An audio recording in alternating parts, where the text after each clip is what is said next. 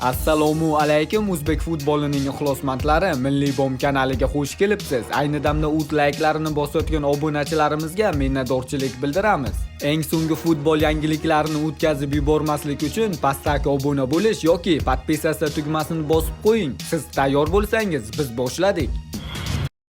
Milliy terma jamoa Jahon chempionati yo'lidagi oxirgi yig'inini boshladi. O'zbekiston milliy terma jamoasi Jar stadionida Jahon chempionati saralashidan o'rin olgan Birlashgan Arab Amirliklari va Qatar terma jamoalariga qarshi o'yin uchun tayyorgarlikni boshladi. 3-bosqich 9-tur Birlashgan Arab Amirliklari va O'zbekiston 5-iyun soat 21:00 da boshlanadi. Bu uchrashuvda kimni qo'li baland keladi? Kommentariyada o'z fikringizni yozib qoldiring. Superliga navbatdagi 12-tur qarama-qarshiligi bilan tanishing. Qo'qon 1912, Mashal, Buxoro, Andijon. 12-turda poytaxt derbisiga guvoh bo'lamiz. Bunyodkor Paxtakor, Qizilqum Sug'diyona, Agamka Shurtan, Xorazm Dinamo, Surxon Neftchi. 12-turning markaziy uchrashuviga 15-iyun kuni guvoh bo'lamiz.